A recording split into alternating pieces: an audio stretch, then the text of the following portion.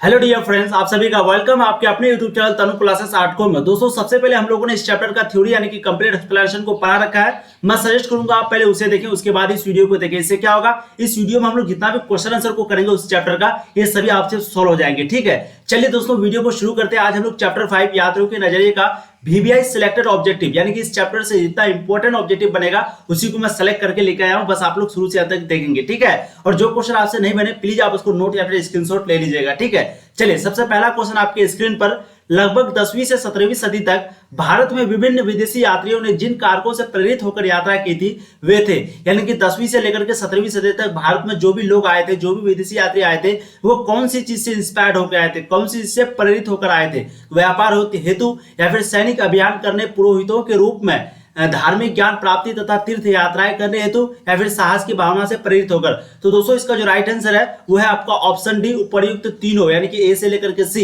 व्यापार के लिए भी आए थे विभिन्न विदेशी यात्री, और सैनिक अभियान करने, पुरोहितों के रूप में, धार्मिक ज्ञान प्राप्ति तथा तीर्थ यात्राएं करने हेतु भी, और साहस की भावना से प्रेरित होकर भी। तो ये तीनों रीजन था जिससे कि विभिन्न विदेशी यात्री जो है भारत आ रहे थे। ठीक है, चलेंगे नेक्स्ट क्वेश्चन। क्वेश्चन नंबर 2 आपका देखिए। 15वीं शताब्दी में विजयनगर शहर के विषय में सर्वाधिक महत्वपूर्ण में से एक विवरण प्राप्त होता है, यानी कि 15वीं शताब्दी में जो विजयनगर शहर के जो विषय में सर्वाधिक महत्वपूर्ण में से एक विवरण प्राप्त होता है, वो विवरण क्या है? तो दोस्तों इसका जो राइट आंसर होगा वो है राजनायक अब्दुल रज्जाक समरकंदी से। क्या है? राजनायक अब्दुल रज्जाक समरकंदी से। तो यही जो है आपका एक जो है विवरण प्राप्त होता है। आपका ऑप्शन सेकंड का राइट आंसर ऑप्शन ए होगा। ठीक है, चलेंगे दोस्तों नेक्स्ट क्वेश्चन। क्वेश्चन आपका थर्ड। अनेक विदेशी यात्रियों ने भारत की जिन दो चीजों को असामान्य माना वो क्या थे? यानी कि बहुत सारे विदेशी यात्री थे जो कि भारत की दो चीजों को असामान्य माना, सामान्य नहीं असामान्य। वो क्या थे? दूध तथा अंडे, नारियल तथा पान, पपीता तथा टमाटर, या फिर खरबूजा तथा तरबूजा। तो दोस्तों इसका जो राइट आंसर है वो है नारियल तथा पान, यानी कि ऑप्शन बी। क्या हो जाएगा? नारियल तथा पान। ठीक है, तो ये कभी कभी यहाँ पर आपको अल बिरूनी का भी नाम दे देगा, या फिर कभी कभी अनेक विदेशी यात्री का भी नाम दे देगा। तो इसका जो राइट आंसर है वो आपका ऑप्शन बी हो जाएगा, नारियल तथा पान। यही दो चीज था भारत का जो कि विदेशी यात्रियों ने असामान्य माना। अब देखिए दोस्तों नेक्स्ट क्वेश्चन। क्वेश्चन नंबर 4 आपके स्क्रीन पर। भारत में अल बिरूनी जिसके साथ आया था उसका नाम था। आप लोग जो भी क्वेश्चन नहीं बने प्लीज आप उसको मतलब कि स्क्रीनशॉट ले लीजिएगा, और जो बने उसका आंसर को जरूर कमेंट कीजिएगा। ठीक है, और कॉन्फिडेंस के साथ। चलिए, भारत में अल बिरूनी जिसके साथ आया था उसका नाम क्या था? मैंने ये बहुत बार आपको पढ़ा रखा, और इसमें मैंने बताया भी था कि ये क्वेश्चन काफी इंपॉर्टेंट है। इसका जो राइट आंसर दोस्तों वो हो जाएगा मोहम्मद गजनवी। ठीक है, क्या है? Option C. तो भारत में अल बिरूनी जिसके साथ आया था उसका नाम क्या था? मोहम्मद गजनवी। इसी ने जो है अल बिरूनी को बंदी बना के लेके आया था भारत। ठीक है, चलिए देखते हैं नेक्स्ट क्वेश्चन। Question number 5। अल बिरूनी भारत में किस शताब्दी में आया था? काफी इंपोर्टेंट क्वेश्चन है, ये भी मैं करा रखा हूं, यानी कि थ्योरी में पढ़ा रखा हूं। इसका जो राइट आंसर है दोस्तों वो है 11वीं शताब्दी, यानी कि ऑप्शन ए। कब आया था अल बिरूनी भारत में? किस शताब्दी में आया था? 11वीं शताब्दी में। ठीक है, चलिए, इब्न बतूता जो है वो 14वीं शताब्दी में आया था। ये कंफ्यूज नहीं होना, इब्न बतूता 14वीं शताब्दी में और अल बिरूनी जो है 11वीं शताब्दी में। चलिए देखिए, सिक्स्थ क्वेश्चन जो वही है। इब्न बतूता की भारत यात्रा को किस शताब्दी से संबंधित माना जाता है? वो थी, देखिए क्वेश्चन कुछ भी घुमा सकता है। इसका जो राइट आंसर हो जाएगा वो 14वीं शताब्दी, यानी कि ऑप्शन सी, जैसे कि मैंने भी आपको बताया। ठीक है, चलिए देखते हैं next question. Question number 7। Ibn Battuta जिस देश से आया था उसका नाम था, यानी कि इब्न बतूता जहां से आया था उस देश का नाम क्या था? तो दोस्तों उसका नाम था मोरक्को। 7 का राइट आंसर क्या हो जाएगा आपका? Option A, Morocco. और वहीं पे आपका अल बिरूनी जो है वो उज्बेकिस्तान से आया था। ठीक है, अल बिरूनी उज्बेकिस्तान से, वर्नियर जो है वो फ्रांस से आया था। फ्रांस बर्नियर जो है वो फ्रांस से आया था, और इब्न बतूता जो है आपका मोरक्को से आया था, और वो अल बिरूनी जो है वो उज्बेकिस्तान से आया था। तो ये सभी चीज को कंफ्यूज नहीं होना, आपको अच्छे से दिमाग में रखना है। ठीक है, देखिए क्वेश्चन नंबर 8 आपके स्क्रीन पर। फ्रांसवा बर्नियर जिस देश से भारत आया था उसका नाम था। अभी मैंने आपको बताया इसका राइट आंसर, इसका नाम में ही छुपा है। इसका राइट आंसर आपका ऑप्शन भी फ्रांस होगा। ठीक है, चलेंगे नेक्स्ट क्वेश्चन। क्वेश्चन नंबर आपका 9 की ओर। काफी इंपोर्टेंट क्वेश्चन है। फ्रांसवा बर्नियर भारत में जिस शताब्दी में आया था वह थी, क्योंकि हम लोग जानते हैं अल बिरूनी वो 11वीं शताब्दी में आया था, वहीं पे आपका इब्न बतूता वो 14वीं शताब्दी में आया था। अब यहाँ पर पूछ रहा फ्रांसवा बर्नियर जो है वो कब आया था? ठीक है, तो दोस्तों इसका जो राइट आंसर है वो 17वीं शताब्दी, यानी कि ऑप्शन ए। कब है? 17वीं शताब्दी। तो फ्रांसवा बर्नियर जो भारत आया था वो आया था 17वीं शताब्दी में। ठीक है, राइट आंसर आपका ऑप्शन ए होगा। चलिए देखते हैं नेक्स्ट क्वेश्चन। क्वेश्चन नंबर 10 आपका। अल बिरूनी का जन्म ख्वारिज़म में हुआ था, कब हुआ था? अल बिरूनी का जो जन्म ख्वारिज़म में हुआ था वो कब हुआ था? 1873 ईस्वी में, 873, 993, 1073 या फिर 999? तो दोस्तों इसका जो राइट आंसर है 993। क्या? 993, क्योंकि हम लोग जानते हैं अल्बेरुनी जो यहाँ पर आया था भारत पर, वो लगभग 70 साल तक था यहाँ पर। अब आप लोग बताइए वो 70 साल तक होगा तो 873, तो ये आंसर कभी नहीं होगा, ठीक है। इसका जो राइट आंसर वो आपका ऑप्शन बी हो जाएगा 993। तो अल्बेरुनी का जन्म ख्वारिज़म में हुआ था, उज्बेकिस्तान में एक जगह का नाम है ख्वारिज़म, वहीं पे हुआ था। कब हुआ था? 993 ईस्वी में। आपका ऑप्शन भी राइट आंसर होगा, ठीक है। चलेंगे नेक्स्ट क्वेश्चन आपका हो जाएगा कितना? 10। देखिए ध्यान से देखिए, काफी इंपोर्टेंट क्वेश्चन है। सॉरी कुछ ग्लिच आ चुका है, 1 सेकेंड। हाँ चलिए, क्वेश्चन नंबर 11 देखिए। अल-बिरूनी जिन भाषाओं का ज्ञाता थे उनमें शामिल थी, यानी कि अल-बिरूनी जो भाषा जानते थे वो कौन कौन सी भाषा थी? सीरियाई तथा फारसी थी, हिब्रू तथा संस्कृत था, या फिर केवल क बिंदु सही है, यानी कि केवल ए सही है, या फिर क तथा ख दोनों बिंदु सही है। तो दोस्तों 11 का जो आपका राइट आंसर हो जाएगा वो हो जाएगा क तथा दोनों बिंदु सही है। उसको सिर्फ सीरियाई तथा फारसी भी वो जानते थे, और हिब्रू और संस्कृत भी। संस्कृत जो है वो भारत आकर के सीख चुके थे, ठीक है। अपने जमाने में बहुत ज्यादा जानकार थे अल-बिरूनी, ठीक है। तो इसको जो है सारे भाषा लगभग आती थी। तो यहाँ पर जो है सीरियाई भी, फारसी भी, हिब्रू भी और संस्कृत भी, ये सभी भाषाओं का ज्ञाता थे अल-बिरूनी, ठीक है। चलेंगे नेक्स्ट क्वेश्चन, क्वेश्चन आपका 12। अल-बिरूनी जिस भाषा का जानकार नहीं था उसका नाम क्या था? फटाफट आप लोग आंसर को कमेंट कीजिए। देखिए अल-बिरूनी जिस भाषा को नहीं जानते थे वो भाषा कौन सा था? काफी इंपोर्टेंट क्वेश्चन है, और ये क्वेश्चन आपके बोर्ड एग्जाम में बहुत बार पूछा जा चुका है, ठीक है। इसका जो राइट आंसर होगा वो है आपका यूनानी भाषा, यानी कि ऑप्शन ए, ठीक है। तो अल-बिरूनी जो है वो यूनानी भाषा को नहीं जानते थे, बाकी ये सभी भाषा को वो जानते थे, ठीक है।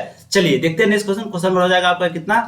13। देखिए सुल्तान महमूद की राजधानी का नाम क्या था? सुल्तान महमूद गजनवी की राजधानी का नाम क्या था? ख्वारिज़म, गजनी, कंधार, काबुल। ये क्वेश्चन बहुत बार पूछा जा चुका है, और मैंने आपको पहले भी टेस्ट जब लिया था उसमें पूछा भी था ये क्वेश्चन को। इसका जो राइट आंसर हो जाएगा वो है आपका गजनी, ठीक है, बी। तो सुल्तान महमूद की जो राजधानी का नाम था वो था गजनी, ख्वारिज़म नहीं, गजनी, ठीक है।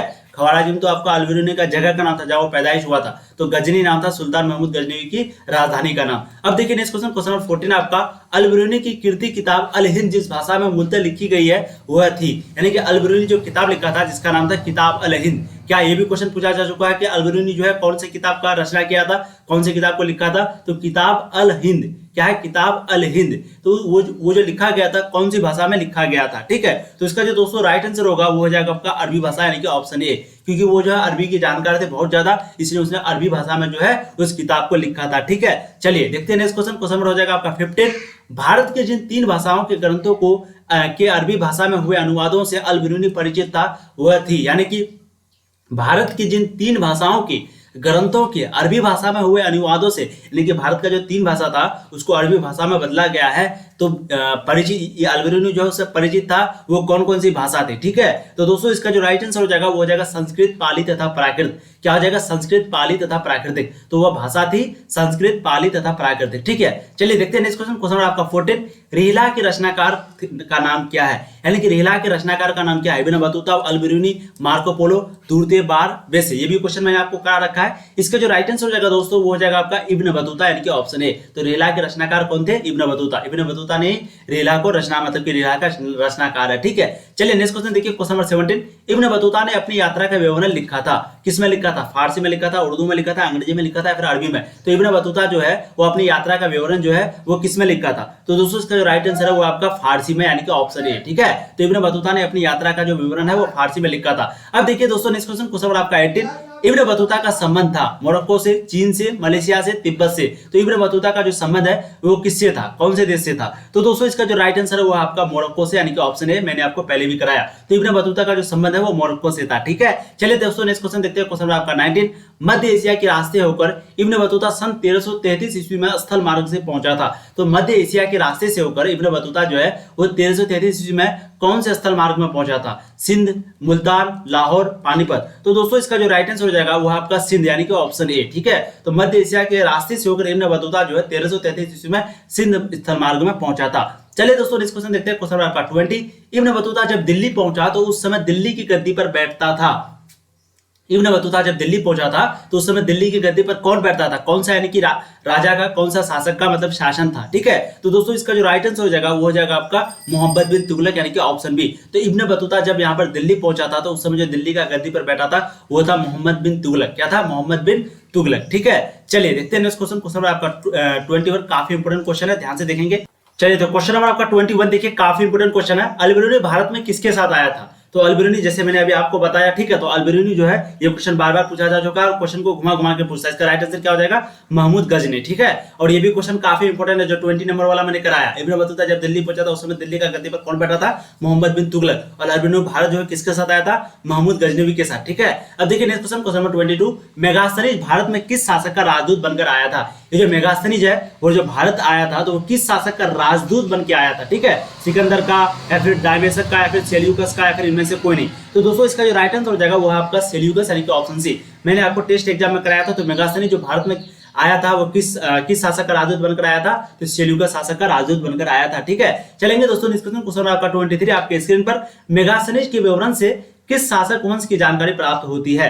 हर्यक, नंदवंश, शुंगवंश या फिर मौर्य वंश? तो मेगास्थनीज जो विवरण दिया है तो उस विवरण से आप लोगों को किस शासक वंश की जानकारी प्राप्त होती है? फटाफट आप लोग आंसर को कमेंट करेंगे। इसका जो राइट आंसर है वो है आपका मौर्य वंश, यानी कि ऑप्शन डी। क्या हो जाएगा? मौर्य वंश, ठीक है। चलिए दोस्तों नेक्स्ट क्वेश्चन, क्वेश्चन आपका 24, किस तीर्थ यात्री को यात्रियों का राजकुमार कहा जाता है? हेवेनसोंग को, फाहियान को, इत्सिंग को, हवेली को? तो किस तीर्थ यात्री को यात्रियों का राजकुमार कहा जाता है? तो दोस्तों इसका जो राइट आंसर हो जाएगा आपका 24 का वो हो जाएगा आपका हेवेनसोंग, यानी कि ऑप्शन ए। क्या हो जाएगा? हेवेनसोंग। तो इसी यात्री को जो है, तीर्थ यात्री को जो है यात्रियों का राजकुमार कहा जाता है। अब देखिए दोस्तों नेक्स्ट क्वेश्चन, क्वेश्चन नंबर 25, हेवेनसोंग की यात्रा वृत्तांत का नाम क्या है? हेवेनसोंग की यात्रा वृत्तांत का नाम क्या है? हापी, पीसीयू या फिर सीयू की, या फिर इनमें से कोई नहीं। तो दोस्तों 25 का जो आपका राइट आंसर हो जाएगा, काफी इंपॉर्टेंट क्वेश्चन है, इसका राइट आंसर हो जाएगा सीयू की, यानी कि ऑप्शन सी। तो हेवेनसोंग की जो यात्रा वृत्तांत का नाम है वो क्या है? सीयू की, ठीक है। चलिए देखते हैं नेक्स्ट क्वेश्चन, क्वेश्चन आपका 26, मध्ययुगीन यात्रियों का सरताज किस यात्री को कहा जाता है? ये सभी चीजों का एक्सप्लेनेशन आपका एक्सप्लेनेशन वीडियो में हो चुका है,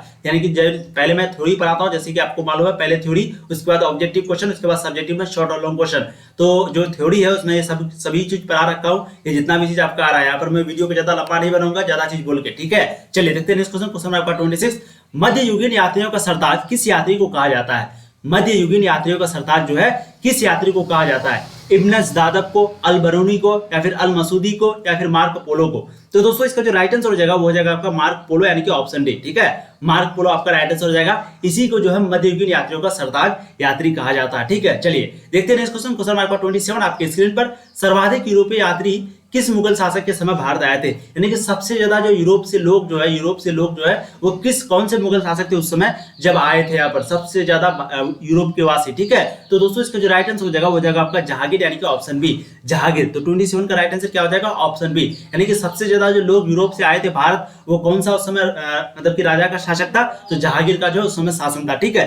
चलिए देखते हैं नेक्स्ट क्वेश्चन, क्वेश्चन आपका 28, इब्न बतूता कहाँ का निवासी था? ये क्वेश्चन बहुत बार पूछा जा चुका है। तो इब्न बतूता जो है वो मोरक्को का निवासी था, लेकिन यहाँ पर मोरक्को ऑप्शन में नहीं है, तो आप लोग को आंसर देना, ठीक है। तो इसका जो राइट आंसर हो जाएगा दोस्तों वो हो जाएगा आपका अफ्रीका, यानी कि ऑप्शन ए। तो इब्न बतूता जो है वो अफ्रीका का निवासी था। अब देखिए दोस्तों नेक्स्ट क्वेश्चन, क्वेश्चन 29 आपके स्क्रीन पर।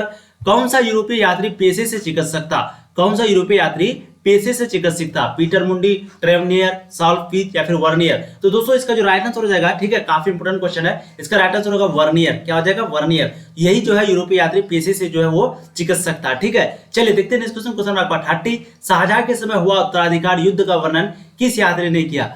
निकोलो कोंटी, या फिर वर्नियर, या फिर अब्दुल रज्जाक, या फिर पेज? तो दोस्तों इसका जो राइट आंसर हो जाएगा आपका 30 का वो हो जाएगा आपका वर्नियर, यानी कि ऑप्शन बी। तो शाहजहां के समय जो हुआ उत्तराधिकार युद्ध का जो वर्णन है वो किस यात्री ने किया था? वर्नियर ने किया था। 30 का आपका राइट आंसर ऑप्शन बी होगा, ठीक है। चलेंगे दोस्तों नेक्स्ट क्वेश्चन, क्वेश्चन नंबर 31, किस एकमात्र विदेशी यात्री ने मुगल कालीन कारखाना का विवरण दिया था? कौन थे जो कि मुगल कालीन, यानी कि मुगल के बारे में, मुगल कारखाने के बारे में विवरण दिया था, विस्तार से बताया था? तो दोस्तों इसका जो राइट आंसर है वो है वर्नियर। देखिए यहाँ पर थोड़ा सा ऑप्शन मिस्टेक हो गया है, यहाँ पर भी वर्नियर है, ठीक है। तो इसका जो 31 का जो राइट आंसर है वो आप कुछ भी बोल सकते हैं, ए भी, लेकिन इसका रियल में जो वर्नियर ही राइट आंसर होगा, क्योंकि वर्नियर ही था जो कि भारत का कंपेरिजन जो है वो अपना फ्रांस या फिर यूरोप, यानी यूरोप महादेश हो गया, फ्रांस उसका देश हो गया, उसी से करता रहता था। कभी बोलता है यहाँ पर ये नहीं है, कभी बोलता है तो वहां पर ये नहीं है, भारत में ये है, फ्रांस में ये नहीं है, ये सब जो है वर्नियर जो है करता रहता था, ठीक है।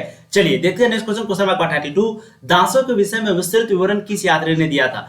दासों के विषय में विस्तृत विवरण जो है किस यात्री ने दिया था? अल-बरूनी ने, वर्नियर ने, इब्न बतूता ने? तो दोस्तों 32 का जो राइट आंसर है, बिल्कुल ऑब्वियसली राइट आंसर आपका वर्नियर नहीं होगा, सी इब्न बतूता होगा। यही था जो कि दासों के विषय में, दासों के बारे में हम लोगों को बहुत ज्यादा विवरण दिया था। ठीक है, किसने? इब्न बतूता ने। तो आपका ऑप्शन सी जो है 32 का राइट आंसर होगा। ठीक है, चलिए देखते हैं नेक्स्ट क्वेश्चन। क्वेश्चन आपका 33, किस नगर का अथवा उसके किले का वर्णन प्राय अधिकांश यात्रियों द्वारा किया जाता है?